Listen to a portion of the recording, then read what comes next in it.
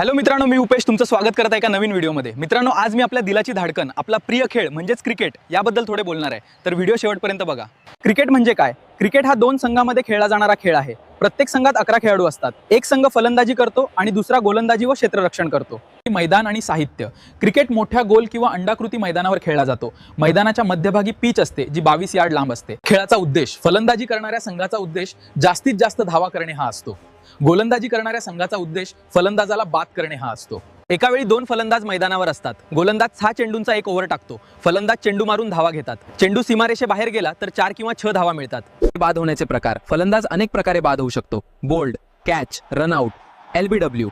क्रिकेटचे मुख्य 3 प्रकार आहेत: टेस्ट क्रिकेट, वन डे, आस आणि T20।